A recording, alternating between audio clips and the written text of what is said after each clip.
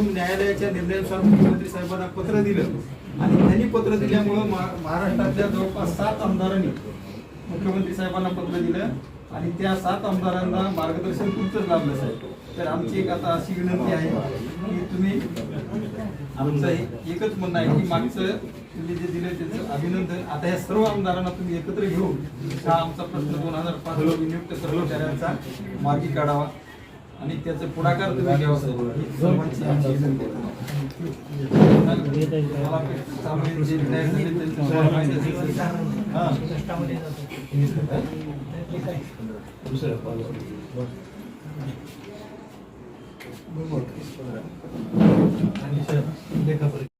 महाराष्ट्र राज्य शिक्षक सेनेचे राज्याध्यक्ष मुंबई विभागाचे शिक्षक आमदार शिक्षकांचे पितामह म्हणून त्यांना संपूर्ण महाराष्ट्रावर ओळखलं जाते असे आदरणीय अभ्यंकर साहेब यांच्या अध्यक्षतेखाली शिक्षण विभागाचे माननीय शिक्षणाधिकारी दिर्गे मॅडम OS कंटाळे साहेब गायकवाड सर प्राथमिकचे गायकवाड सर उपस्थित सर्व शिक्षक विभागातले सर्व कर्मचारी यांचं सगळे टप्पा अनुदानावरचे त्यांना आता टप्पा अनुदान पुढच्या वर्षी द्यायचं देणार असं आता जाहीर झालं टप्पा अनुदान.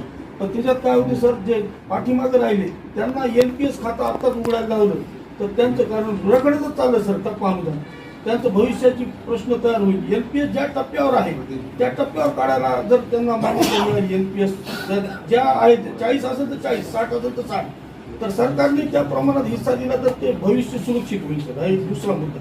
आणि तिसरा आता रिसेंट सर अतिशय आमचा कनिष्ठ मार्गदर्शक शिक्षकांचा आहे ते नवीन संच मान्यता द्यायला सर. 45 मिनिटाची तासिका 40 मिनिटं केली आणि 20 ते 30 केली. त्याच्यामुळं आणि एकीकडे पवित्र पोर्टल थ्रू भरती करणार म्हणणार आहे ते तिकडून रिड्युसिंग यायले सर सगळं पोस्ट आपण बघतो आहे त्याच्यामध्ये त्यांनी डेप्युटी डायरेक्टरांना अधिकार दिलेला आहे की हे सगळे असा की वनराई मोठ्या प्रमाणात निर्माण झाली पाहिजे. आमची संख्या खूप मोठी आहे शिक्षण खात्यामधली, विद्यार्थी आहेत, शिक्षक आहेत, यांच्या मदतीने जोपर्यंत आपण याच्यामध्ये लक्ष घालत नाही, मोठ्या प्रमाणामध्ये वृक्षरोपण करत नाही, त्याचं संगोपन करत नाही, तोपर्यंत जगाला धोका निर्माण करणारं जे कारण आहे ते हे वनराई नष्ट होण्याचं आहे.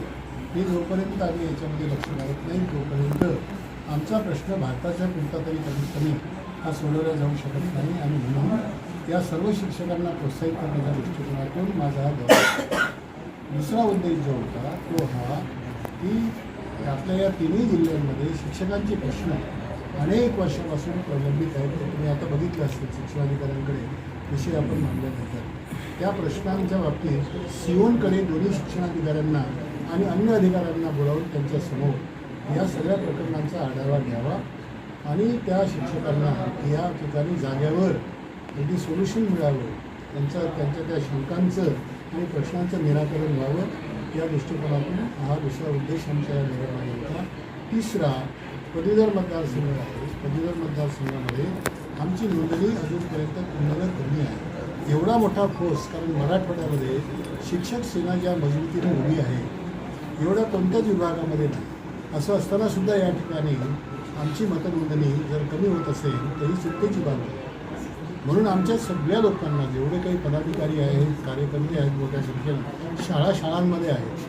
मराठवाड्यामध्ये शाळा सापडणार नाही की ज्या ठिकाणी शिक्षक सेनेचा पदाधिकारी कार्यकर्ता नाही. त्यामुळे यांच्या माध्यमातून मोठ्या प्रमाणामध्ये एनरोलमेंट करून घेणं आणि मग एक सशक्त उमेदवार, तरुण उमेदवार त्यासाठी आपण त्याला उभं करून निवडून आणणं हा एक तिसरा उद्देश माझा. धन्यवाद.